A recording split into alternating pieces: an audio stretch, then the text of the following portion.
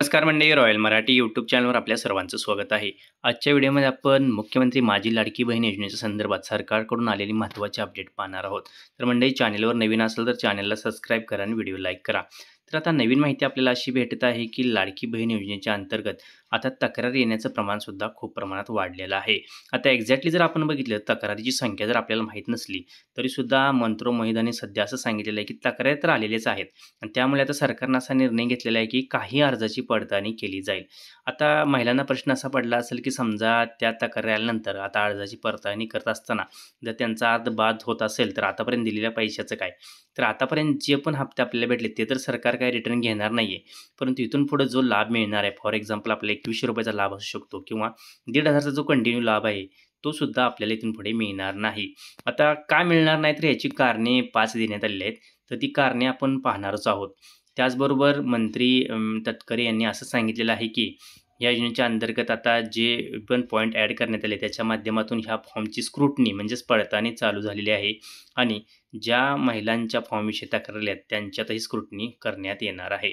तर आता चला आपण व्हिडिओमध्ये पाहूया की ॲक्च्युअलमध्ये कोणत्या मुद्द्याच्या आधारे ही स्क्रुटनी होणार आहे किंवा पडताळणी कशाप्रकारे होणार आहे. आता हे पडताळणी करायचं काम जे आहे ते जे आपले हे आहेत अंगणवाडी सेविका त्यांच्याकडेच देण्यात येणार आहे. त्याचबरोबर सरकार स्वतःहून ज्या डिपार्टमेंट आहे त्याच्यासोबत सुद्धा स्क्रुटनी करणार आहे. आता यामध्ये सर्वात पहिला पार्ट असा आहे की ज्या महिलांचे वार्षिक उत्पन्न 2.5 लाखापेक्षा जास्त अशा महिलांचा हप्ता बंद करण्याच्या तयारीत सरकार दिसत आहे. फॉर एक्झाम्पल की आता कसं आहे, काही-काही महिलांचं जे उत्पन्न आहे ते 2.5 लाखाच्या वर आहे. आता तुम्ही म्हणशीला की सरकार ही माहिती कशी घेणार आहे? तर सरकार आय-टी रिटर्नच्या माध्यमातून किंवा पॅन कार्डच्या माध्यमातून लिंकिंग असल्यामुळे सरकारला या गोष्टीची माहिती कळणार आहे की कोणत्या महिलेचं उत्पन्न हे 2.5 लाखाच्या वर आहे आणि त्यानुसार आपल्याला इथं हप्ता बंद होऊ शकतो. जो आतापर्यंत हप्ता आपल्याला भेटला तो कंटिन्यू राहणार आहे. त्याची काही रिटर्न सरकार आपल्याला मागणार नाही. त्यामुळे आता 2.5 लाखाच्या वर उत्पन्न असेल तर हप्ता बंद होणार.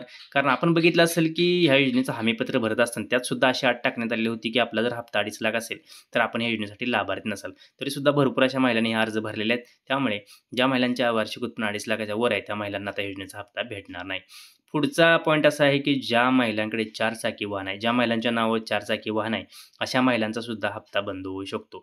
आता ही जी माहिती आहे सरकार काय करणार आहे, आर-टी-ओ डिपार्टमेंटकडून ही माहिती सर्व घेणार आहे आणि त्या माहितीच्या आधारे ज्या महिलांच्या नावावर 4 चाकी रजिस्ट्रेशन असणार आहे, त्या महिलांचा सुद्धा येणारा हप्ता बंद होणार आहे. त्याचबरोबर एकापेक्षा जास्त अर्ज सादर केले म्हणजे काही-काही महिलांनी काय केले 2-2 अर्ज सादर केलेले आहेत. त्यामुळे तर अशा सुद्धा महिलांची आता स्क्रुटनी केली जाणार आहे, पडताळणी होणार आणि त्यांचे सुद्धा अर्ज बाद होऊ शकतात. म्हणजेच येणारा हप्ता इथून पुढे त्यांना मिळणार नाही याची आपण नोंद घ्यायचा आहे. त्यानंतर पुढचा पॉईंट असा आहे की लग्नानंतर महाराष्ट्रातून इतर राज्यात स्थलांतर झालेल्या महिला. जसं की काही महिला अशा असतात की ज्यांचं लग्न होत असताना महाराष्ट्राच्या रहिवासी असतात. परंतु आता योजना चालू झाली, योजनेचे हप्ते मिळाले. परंतु त्यांचं स्थलांतर आता महाराष्ट्रातून इतर राज्यात झालेलं आहे.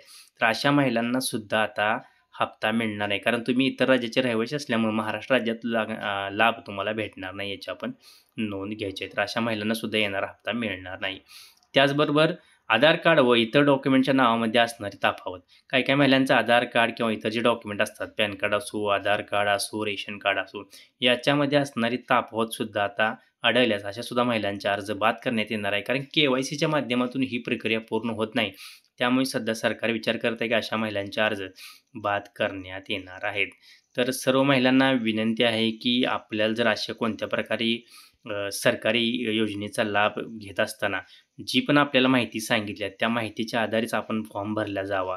जसं की मी ऑलरेडी सांगितलं तुम्हाला हमीपत्रात सांगितलं होतं की 2.5 लाखाच्या आत आपलं उत्पन्न असावं किंवा एकापेक्षा जास्त सरकारी योजनेचा आपण लाभ घेत नसावं.